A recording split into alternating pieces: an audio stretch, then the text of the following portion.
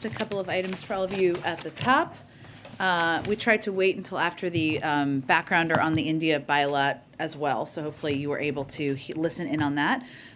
Today, as part of the fight to help Americans deal with high costs, the Vice President is announcing new actions to protect consumers and lessen the burden of medical debt on American families. She'll be joined by administration leaders, including HHS Secretary Becerra, CFPB Director Chopra, and OMB Director Young. Medical debt is now the largest source of debt in collections, more than credit cards, utilities, and auto loans combined.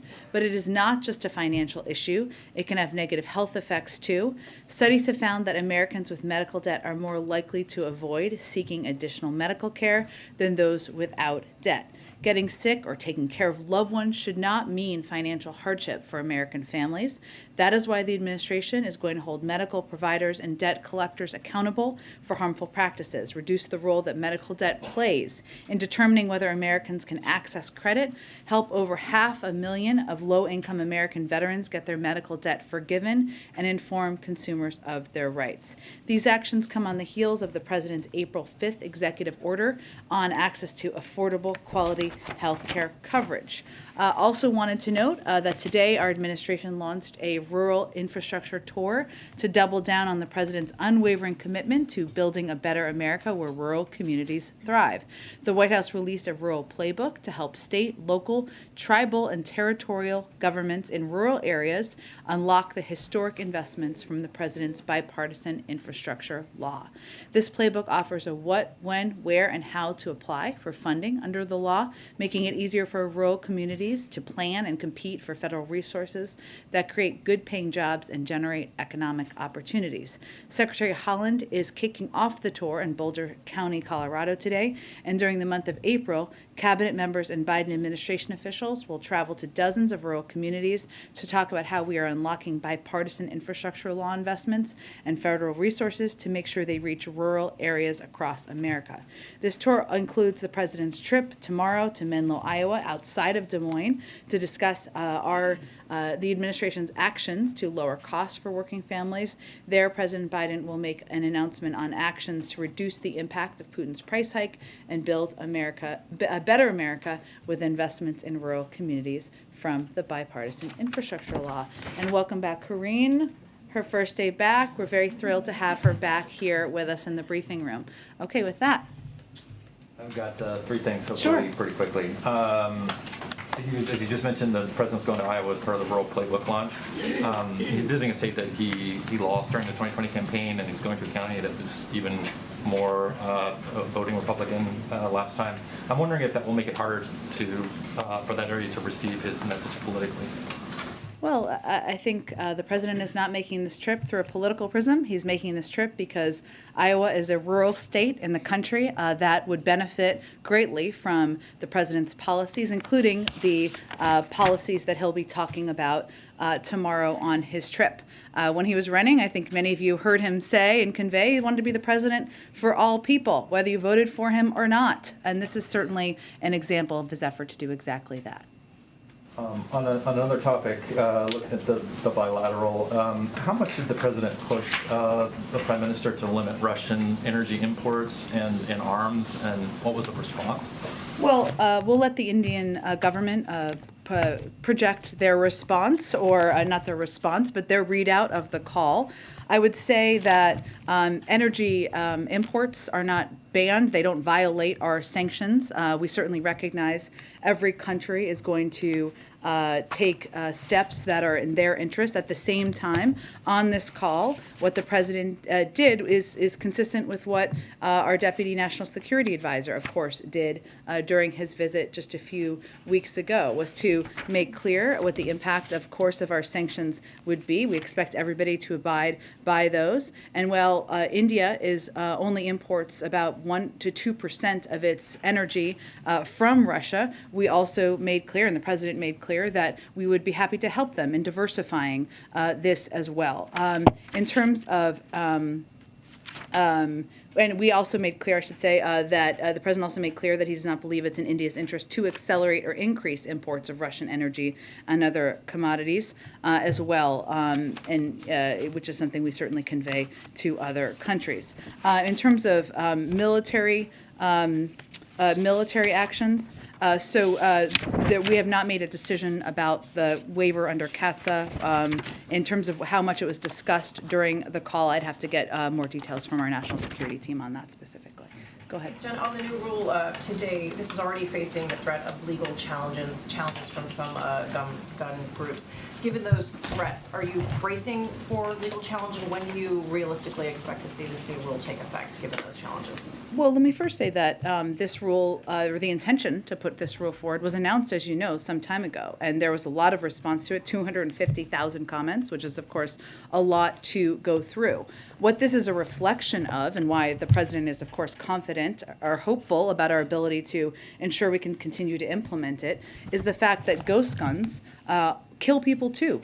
Ghost guns can be purchased online. People put together these kits.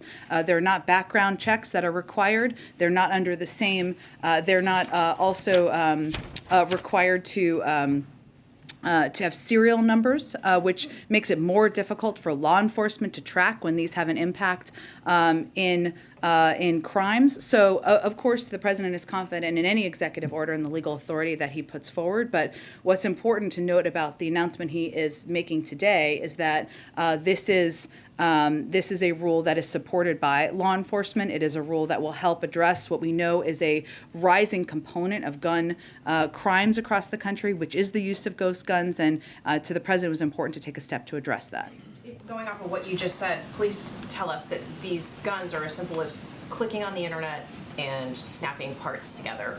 Will there be, can you say, this administration say there will be fewer shootings as a result of what the president is doing today? Well, that's always our hope and our objective, right, is to reduce the impact of gun violence. As we've seen violence go up, we have seen a huge, vast majority of that, nearly 3/4, as a result of guns. And ghost guns, as you said, Cecilia, are used by simply clicking and ordering online, ordering a kit that people can make in their homes. And that is one of the reasons why this action or efforts to take more steps has been supported by a range of law enforcement officials. From the International Association of Chiefs of Police said that ghost guns are, quote, increasingly used by criminals and terrorists. We saw Governor Larry Hogan, of course a Republican, as you know, call Maryland's bill banning ghost guns a, quote, positive step as we seek to stem the tide of violent crime. Brown County, Wisconsin Lieutenant Matt Ronk said ghost guns are, quote, a new threat. And there are a range of police leaders and officials across the country who have conveyed how important both these components that the president is announcing today are to addressing the threat of ghost guns. Hey, Jen, just to follow up, did the president get a commitment from Prime Minister Modi not to accelerate or increase imports of Russian energy?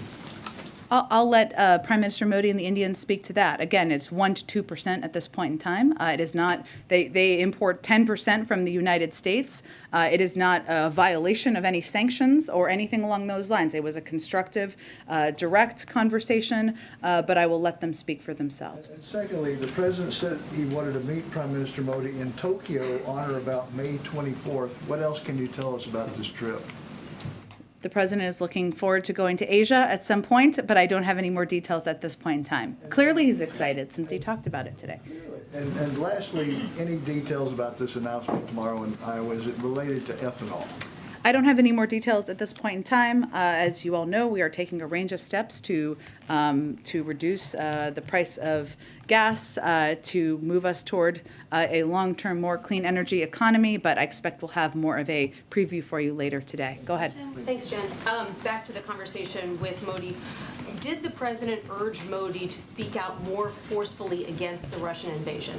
Well, we have seen the Indians do exactly that more recently, as they did as it relates to the horrific photos that we saw around Busha. We've seen them take steps to provide humanitarian assistance and a range of assistance, but it is something we always encourage leaders to do, to speak out, to be vocal, to ensure they are on the right side of history. But this was a constructive call. It was a productive call. It's a relationship that is vitally important to the United States and to the president. I would not see it as an adversarial call. And then I understand you want to let the Indians speak for themselves, but was the president seeking a promise from Modi that he wouldn't look to increase oil purchases from Russia? Well, the president both conveyed that we are here to help them diversify their means of importing oil. Again, the imports from the United States are already significant, or much bigger than the imports that they get from Russia. And we, of course, the president conveyed very clearly that it is not in their interest to increase that. But beyond that, I would let the Indian leaders speak for themselves. And then Go ahead. I'm wondering if, last night, Ukrainian President Volodymyr Zelensky told 60 Minutes that the Ukrainian military has recordings of conversations between Russian troops talking about committing atrocities that would qualify as war crimes. Wondering if anyone in the U.S. government has been able to listen to these intercepts, or whether the U.S. government has similar intercepts. Well, I don't have anything to confirm on that front from here, but what I would reiterate is something Jake Sullivan said last week, which is that as we're looking to provide data and information to war crimes investigations, of which there are a range of options currently underway, the OSCE, obviously the ICC, the Ukrainian special prosecutor is also gathering information. We're going to provide any data and information we can, and we're going to encourage other countries to do exactly that. We've already called a range of these actions we've seen war crimes. That is important, but there's also going to be an investigative step where all of this will be fed into. That can also take some time. If this ended up at The Hague, is that something that the White House would support? We're not going to prejudge which format or forum that it can take. There are a range of different options that history has utilized, whether it's the ICC or the OSCE, and basically an international fora is probably the appropriate forum, but we're not going to predetermine what that looks like. Go ahead. Thank you, Jen. Does the U.S. intend to return its diplomatic presence to Kyiv?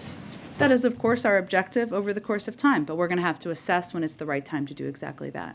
Is it considering moving back into Ukraine, potentially to Lviv, sooner rather than later? I don't have a prediction of that at this point. Obviously, it's in our interest to have a diplomatic presence on the ground, but that is an assessment made by the State Department, made through the prism of security considerations, and sometimes it's a smaller presence that gets larger, but they are really the appropriate entity to speak to that. Is there any concern that if the U.S. does not get its diplomatic presence back sooner, that it'll appear that we're leading from behind, as you've got the European Union, I believe the Czech Republic, Italy, a lot of countries are coming forward and saying that they're going back to Ukraine, and the U.S. hasn't done it yet. I would say that the most important thing the United States has done and continues to do is lead the entire global coalition in standing up against Russia and ensuring we are providing military security assistance, expediting that, tapping into not only our own resources, but the resources of countries around the world, and leading the world in a package of economic sanctions that has had a crippling impact on the Russian economy.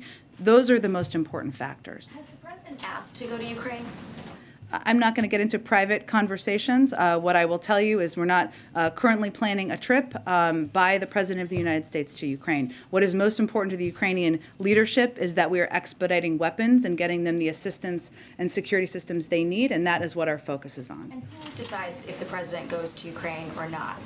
In what way? He had said when he was in Poland that he expressed interest in going to Ukraine, but they wouldn't let me. So I'm wondering who I'm not advises going to that. get into private considerations internally on that front. Okay, and then on Title 42, you said over the weekend that the administration agrees more needs to be done, the immigration system is broken. This was in response to a question about Sure. Democrats who don't want to lift it right now.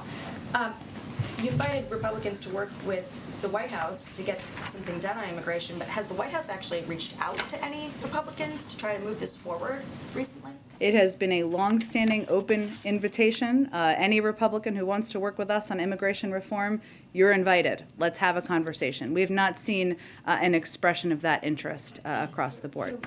So you're wanting Republicans to go to you. The White House is not reaching out then to anyone. We have conversations with Democrats and Republicans all the time, Jackie, but I think it's clear what we're seeing from Republicans is an effort to politicize this and not fix what we all recognize as an outdated and broken system. One last question. You said on Friday that the vice president was masked indoors all day, but the White House tweeted a video showing her standing over the president without a mask on.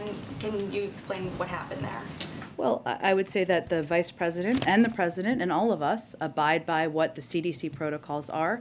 It was an emotional day. It was a historic day. And there were moments when she was not wearing a mask inside, including in a photo, but she was wearing it 99.9% of the time. I would note the president and the vice president have both tested negative in the last 24 hours. And, we have felt and made the decision it's important to share with all of you when there are close contacts. That's exactly what we did. Why it's of interest to the public, I think, is, and you guys can agree or disagree with me, is because the four principles, the public has a right to know and an interest in knowing when the four principles have exposure or close contact exposure to any individuals who have COVID. The vice president is now 5 days post-exposure. She tested negative.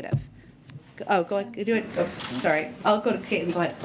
Go ahead. Sorry, I jumped around. I didn't mean to. Go ahead. Speaking of India's response to Russia's invasion, they have abstained from several votes at the United Nations condemning the invasion, suspending Russia from the Human Rights Council.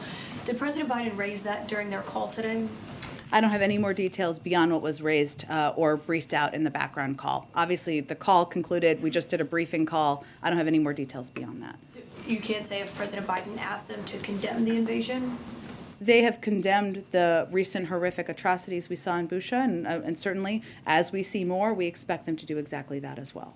What does the U.S. assess this new Russian general overseeing the invasion will mean for it going forward?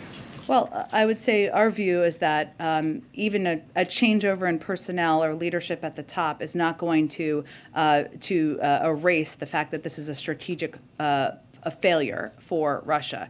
What we should all be aware of, and we are certainly aware of, is this is a general who was already responsible for overseeing atrocities in Syria, and that we would expect that it would be a continuation of the type of atrocities we've already seen take place in Ukraine. But again, they have not. It is not gone as President Putin has planned, and we don't expect a change in personnel would change that. Are you concerned it could get worse? Well, I think, Caitlin, separate from any change of leadership at the top, what we have seen or we expect is as they have coalesced their resources and their all of the resources that they have into most of them, I should say, into eastern Ukraine, we certainly expect that they will seek to surround and overwhelm Ukrainian forces in that part of the country. We expect Russia will continue to launch air and missile strikes across the rest of the country to cause military and economic damage.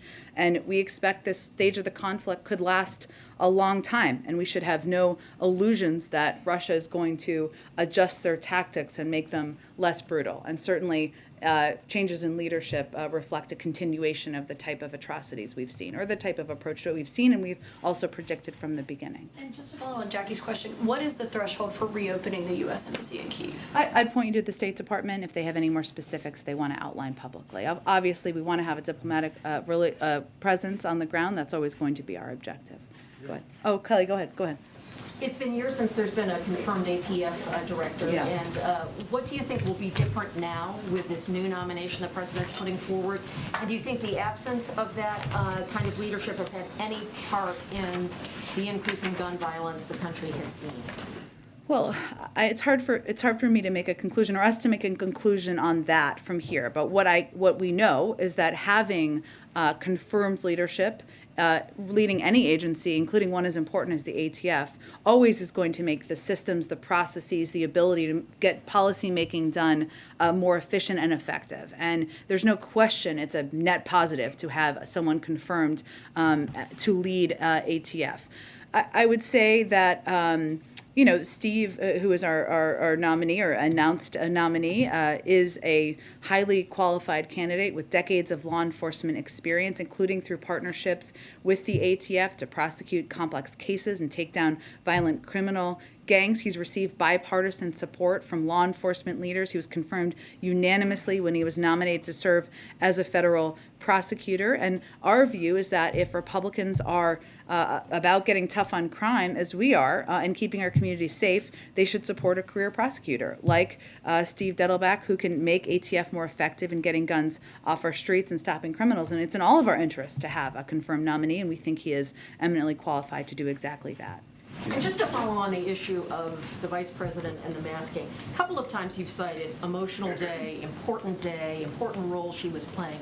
You're not saying that those things are reasons to not follow CDC guidelines? Absolutely not, and I appreciate your question on that. What I was conveying is that while she has worn a mask, as is protocol, and as is our expectation of everyone from the vice president, the president, all of us on down, if you have a close contact, that there was a photo, as Jackie said, and there are moments when she was human, and she didn't have a fat mask on in a photo, but she has worn the mask, and certainly that is what we want to convey to the American people. Is it because of the photo, because it's an important day and the photo will live for decades, that we all understand? I mean, I'm wearing a mask today, I don't always wear a mask. Yeah. Is that the reason? I think it was a decision made in the moment, but it doesn't mean that we don't all try to be model citizens here and abide by what the CDC protocols are and requirements. And I conveyed and wanted to reiterate that she did test negative, in case those of you had not seen that, because she now is at that 5-day past the close contact. Yeah. Go ahead. Jen? Thank you. Pakistan's Prime Minister Imran Khan was deposed this weekend following a no-confidence vote in Parliament. What is the administration's reaction to those developments, and does President Biden have any plans to speak with the country's new Prime Minister, Shehbaz Sharif? So we support the peaceful upholding of constitutional and democratic principles. We don't support one political party over another, and we certainly support the principles of rule of law and equal justice under the law. We value our longstanding cooperation with Pakistan, have always viewed a prosperous and democratic Pakistan as critical to U.S. interests. That remains unchanged, regardless of who leadership is. In terms of a future call, I don't have anything to predict at this point in time. Obviously, we stay in close touch with them at a range of levels. One more question on the President's call with Prime Minister Modi. Was India's acquisition of the S-400 missile defense system from Russia a topic of discussion? And do you have any updates on whether the U.S. would impose sanctions that would be triggered under CAATSA or issue a waiver should India go through with that purchase? Yeah, I don't have an update, as I said, kind of to an earlier question on the CAATSA waiver that would be required. I don't have an update at this point in time. I can see if there's more to report out to you for the end of the day. Go ahead. Tomorrow is CPI day. It's probably obviously going to capture the start of the war and pretty significant spikes in energy. Can you give us a sense of what you're expecting and what, if any, change this will make for what talks may or may not be going on with the Hill on what pieces may or may not be passed of a bill that may or may not have a name? I don't know. Sounds very hypothetical and hopeful. Okay. How high do you expect these numbers to be? Sure. Is there No, any impact on the strategy to pass what you believe to Sure. be inflation cooling measures in Yes, the medium term? I understand your question.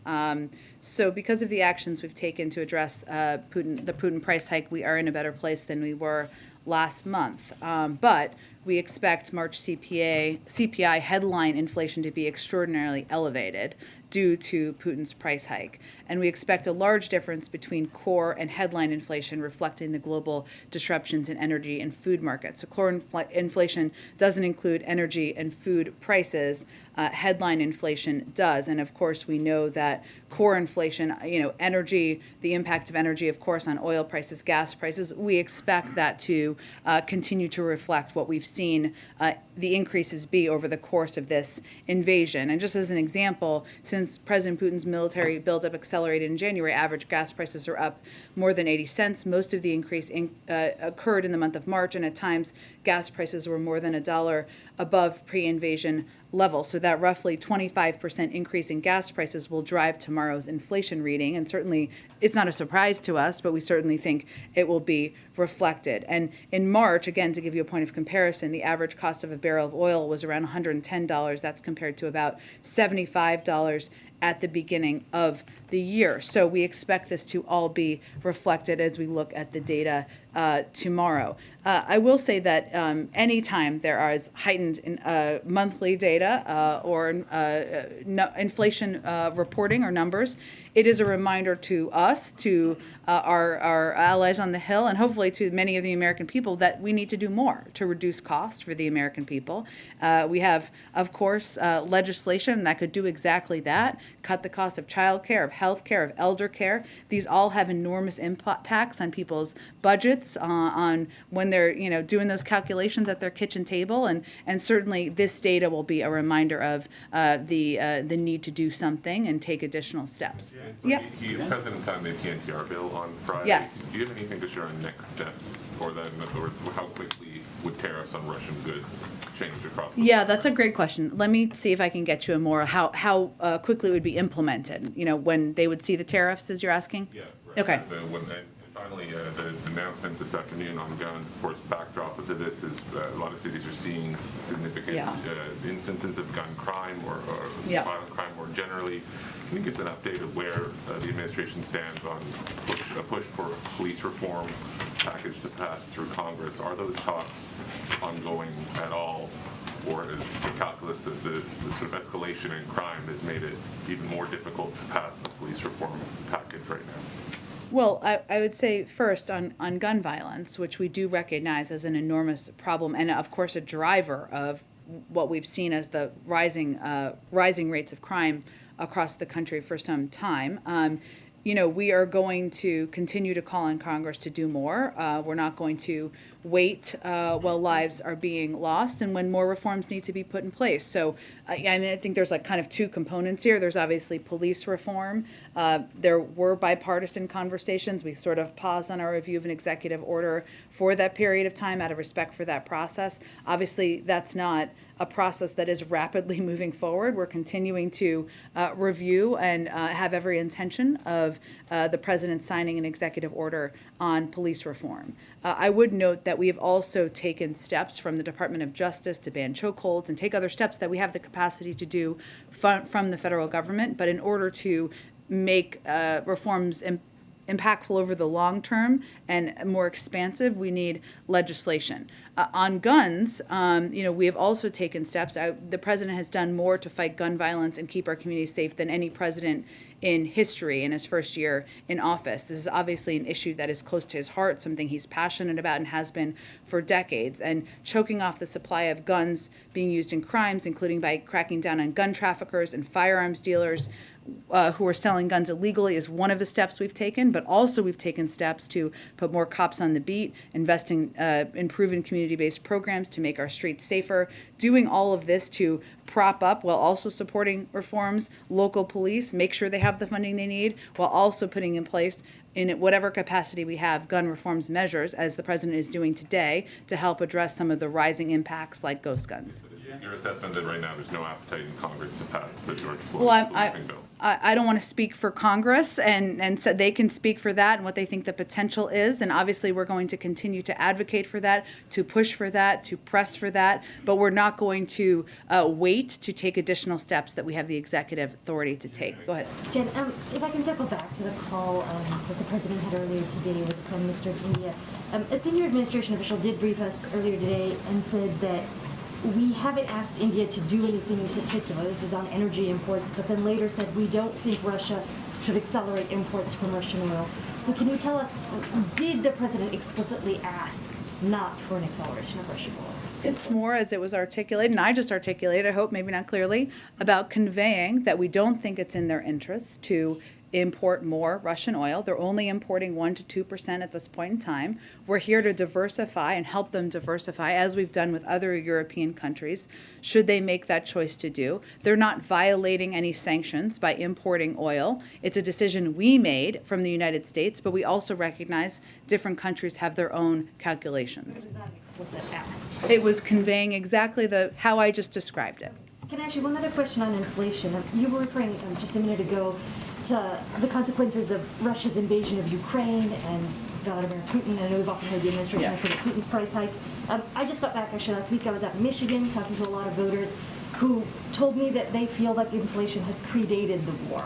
And I'm curious how the administration just, squares this all together. I mean, many voters do feel that inflation, and correctly so, predates the war, and it can't all be blamed on Vladimir Putin. We talked about inflation long before there was an invasion, but we also know that factually, if you look at the data, the average gas prices are up $1.80, 80 cents to $1. It's about a 25%. We've seen increase in gas prices since the start of this invasion, and we know energy prices is a big driver of the inflation data. So that's if you look at the economic data. It doesn't mean, I'm not suggesting every person in this country looks at data and assesses in that way. They assess how they feel and what the impacts are on them. We've long talked about, since at least I started this job, since the president came into office, the impacts of the pandemic on supply chains, how that's impacted a range of costs, and steps we're taking to address those, whether it's ensuring there's our goods moving through ports, or other steps we can take to ensure there are, we fund chips manufacturing, because autos and the production of autos, maybe this was a case or an issue when you were in Michigan, has definitely been a driver over the course of time. So there's a lot of different issues, but there's no question that energy prices continue to be month by month a driver of inflationary data. And we know that since the start of this invasion, because of the reduction of oil in the supply in the global oil market, from Putin's invasion, that is a big driver. Go ahead. Jen, thanks so much. Just circling back to Kelly's question about the new ATF nominee.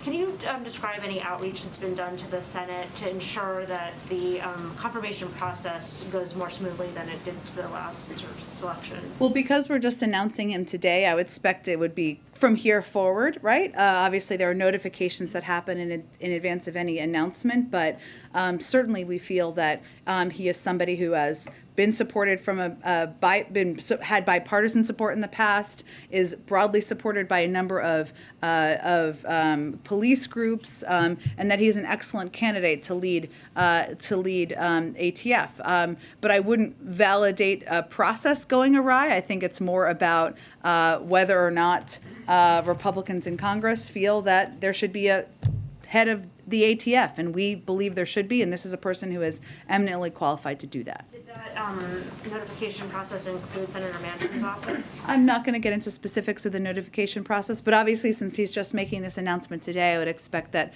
the outreach picks up from here. Okay. And then just on the president was photographed over the weekend in Washington, D.C. wearing a mask. I just wanted to, if you could go through like when he masks and when he doesn't. Would it appear that he did not have a close contact, but correct me if that's wrong? He did not, but we all make decisions. Some people in here are wearing masks to make them more comfortable, or because they chose to that day, or maybe they're going to be around family members or people who may be immunocompromised or vulnerable, and the president makes that decision, as we all do as well. Go ahead. Jen, could I just ask a kind of a broader question related to the Modi meeting? Sure. You've talked a lot about the president's leadership in terms of assembling a global coalition against Russia, but that global coalition isn't really global in the sense that there are many countries out there, India is one of them, that hasn't really joined, hasn't really taken a side. They've sort of adopted a neutral stance, as Caitlin mentioned, the votes in the UN, including the most recent one on kicking Russia out of the UN Human Rights Council. So, do you all consider India an example of a kind of failure to broaden the coalition to countries like India beyond the sort of core European countries? And if so, what was this call used, or does the president see pressure to use a call like this to expand that global coalition even further, so that Russia doesn't have the kind of lifelines that it needs to escape the sanctions and the like? Well, I would say building more than 50%, far more than 50% of the world's GDP into a global coalition is hardly a failure. I don't think anyone would call that a failure. But what India has done to date, and our objective, and part of the objective of a phone call like this, is to have a diplomatic conversation to build on this, right? Recognizing that countries go at different paces and taking steps to support countries like Ukraine. What India has done to date is they have condemned the killings of civilians in Bucha. They've supported calls for an independent investigation. They've provided over 90 tons of humanitarian relief material to Ukraine and its neighbors, to include medicine and other essential relief. Earlier in the conflict, they also used its resources to evacuate almost 150 foreign nationals for 18 different countries. So part of our objectives now is to build on that and to encourage them to do more. And that's why it's important to have leader-to-leader conversations. Jen? Go ahead. The mask mandate for public transportation like trains, buses, and airplanes expires next week. Does the White House or the administration have any plans on extending that? Well, it's a decision made by the CDC, so they will make that decision, and I'm not aware of a decision being made at this point, but I would certainly point you to them. Go ahead. I'd like to switch gears here. Do you have an update on Brittany Griner? Russian state media reporting that her detention's been extended at least until May 19th. And also, is it still a strategy not to talk about her case or limit talk about her case to keep from politicizing it? So the State Department will have the most up-to-date information. I think it's been out for some time, the extension of her detention there. We typically don't talk about cases in advance of having a Privacy Act waiver. Once we had a Privacy Act waiver, we can talk about it more. But historically, and having formerly served at the State Department, it is not typically constructive to talk a great deal about these cases of individuals who are detained. It can historically impact our ability to bring them home, and that, of course, is our objective. But the State Department makes those determinations. They are in closest touch with efforts to bring her home, and that certainly is our objective. And I have to ask Trevor Reed or Paul Whelan. Again, these are, of course, individuals, and we want to do everything we can, and we are doing everything we can to bring them home, including raising their cases at every opportunity. But typically, it does not benefit the cases to talk publicly about these cases, and I would use evidence of some individuals we've been able to bring home from a variety of places in the last several months where we didn't talk a lot about them in advance. Our goal is to bring them home. Go ahead. Thanks, Jen. On the president's conversation with Modi, wondering if the fact that Mayor Garcetti doesn't appear to have the votes for confirmation right now, is there any concern around that, especially given how much the U.S. wants to press India not to cooperate with Russia? Was that, the question of his confirmation discussed, and does I'm not aware of it being a topic during the call. Does the president still support his nomination? Yep, he does. And then, is there any reaction on the French election and the outcome with Le Pen? There's not an outcome yet. It goes to a runoff. So obviously at this point, we're not going to speak to that. Go ahead. Thank you. During the call, Prime Minister Modi thanked President Biden for organizing this call. Can you give us a broader context into it, why this call was organized by President Biden and at this particular time? Sure. Well, I would say India is an incredibly important partner. We consult very closely with India on a range of issues, and this was an opportunity to discuss, work very closely and discuss the consequences of Russia's unprovoked and unjustified war against Ukraine. This builds on discussions that have happened, obviously at a lower level than Prime Minister Modi and President Biden, but certainly is a reflection of the value the president sees in leader-to-leader diplomacy and having conversations that are candid, that are direct, but also provide, hopefully, a pathway to continuing to build on the steps we've seen India take in recent weeks. Given the situation that in neighboring Pakistan, what is your assessment of the situation there, given that it's a nuclear power country, the situation is quite volatile? In terms of the new leadership, or what aspect? The security aspect of Pakistan. I don't have a new assessment from here to offer. I would point you to the Defense Department. Go ahead. Thanks, Jen. Several Parkland parents, including Manuel Oliver, who was taken into police custody at the White House in February while attempting to get the president's attention, will be attending today's Rose Garden event. Does President Biden have any plans to meet with Oliver or any of the other Parkland parents at the gun violence prevention event? I will check. I don't believe there are additional meetings, but obviously inviting these incredibly courageous parents who have experienced the worst thing that can happen to a parent in their lives is a reflection of his respect and all of our respect for the work they've done, their advocacy, and certainly an acknowledgement of that. Yesterday, on a separate topic, Larry Summers warned that a recession could be on the way in the next 2 years based on the inflation and unemployment rates. Is the White House also concerned that a recession could hit in the next 2 years? And what do you make of his prescription of tariff reduction, strategic petroleum reserve release, adjusting immigration flows, and the federal government purchasing things more inexpensively? Well, I would say a number of those things we're already doing, but I would say to your earlier question, we of course continue to assess the state of our economy, the health of our economy. That's not a projection we have made from here. We believe that the economy is strong. We have created more jobs last year than any year in American history. We saw the unemployment rate at 3.6% last month. And we know that as we're continuing through an economic recovery, that there are areas that we need to focus on, including bringing down costs for the American people. But we are continuing to assess. We have not made that projection from U.S. government economists that Larry Summers has made. Go ahead. Thanks, Jen. On the guns, Biden's approval rating on crime is at 34% for some of the latest polling. That's at the same time as you know that background checks have a lot of approval from the American public, as well as there's 63% that have supported the ghost gun regulation that you guys are finalizing today. What's causing the disconnect there? Is there any plan to change the White House's messaging moving forward from the events today?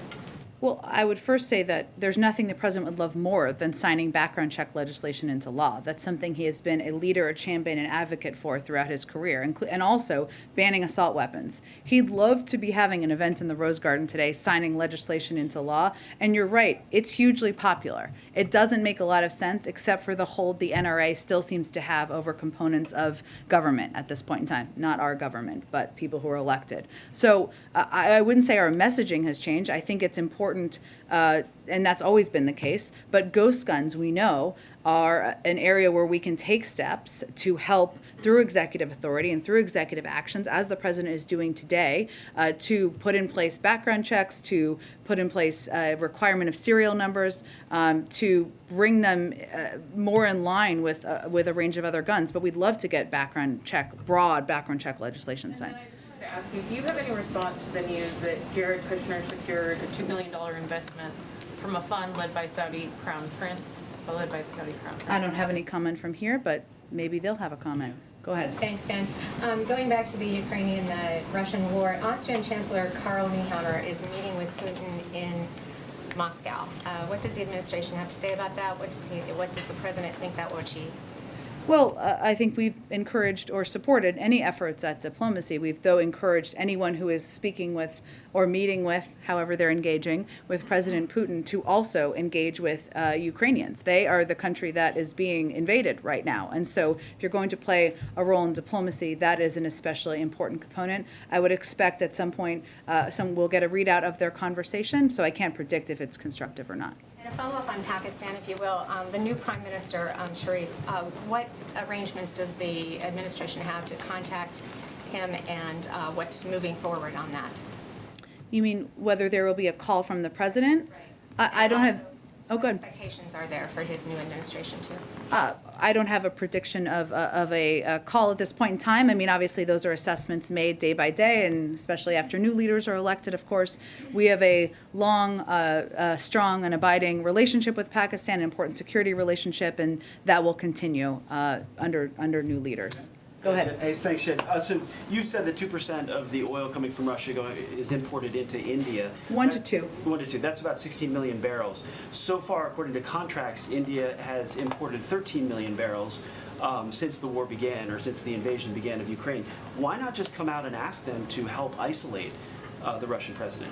I think the president conveying, our deputy national security advisor conveying, they should take steps. We encourage them to take steps to diversify. We're here to help and assist in that, and also conveying it's not in their interest to increase the import of Russian oil. I think that speaks for itself, but we also know different countries are going to make decisions based on what their needs are economically and what the needs are for the people in their country.